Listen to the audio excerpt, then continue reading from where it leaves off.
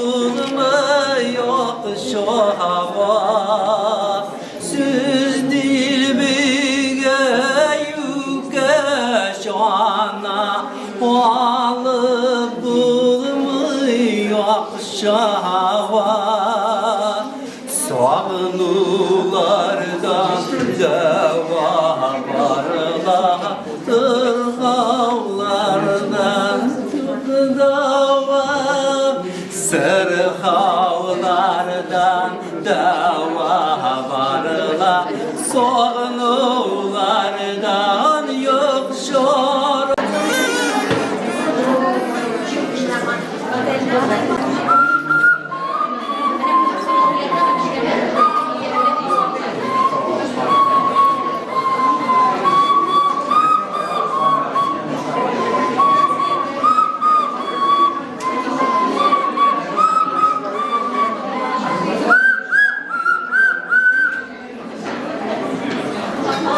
Bizler var.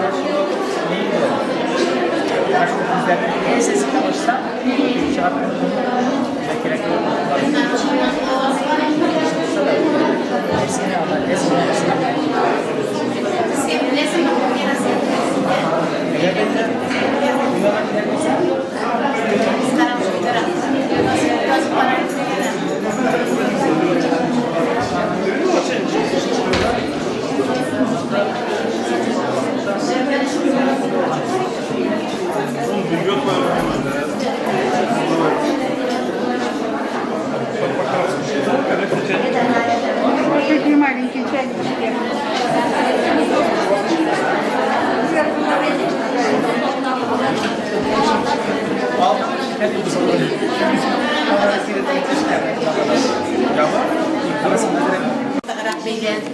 ortağıra belli bilmesinler için terzilerin ştorlarla yolu kıyaları ya.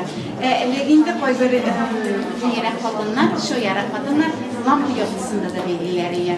Şu biz şerçiklerin giderip oğlanlara gidenleri, bizge eniler iteleri. On tilbeyle koydığımız ibnaların tilleri, on tilbeyle sen hayran gidip giderdi, başta bellidirik de onlar hakikaten oynuyordur ya.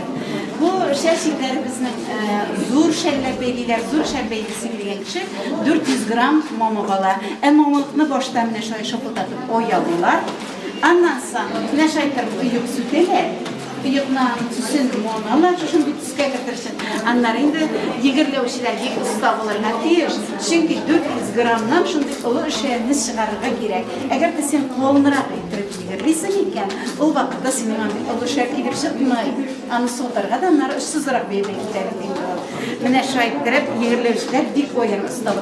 Anayla koymak neşayı jip bilen etmişe, soğuk kınadağın yerlileri. Bizden emilerin katılayım neşayı yapması da jip bilen eyleyenlerinde. Onlar din boştaydı da sizin bu yanına bizim orada birlikteleri ya, onu o sırıları ya, mamun kuyandan bir de pişastılar, zurladı ilk hatırlasınız. Ondan kuyandan olup kışkırta yollup, olup kuyandan kızları kıpkısır oluşuyor. Onlar indi şundan biz kasıntılar bellidir. O kasıntılar şimdi mantıklıdır. Tilli, o bellidir. Şimdi koramış kılırlar.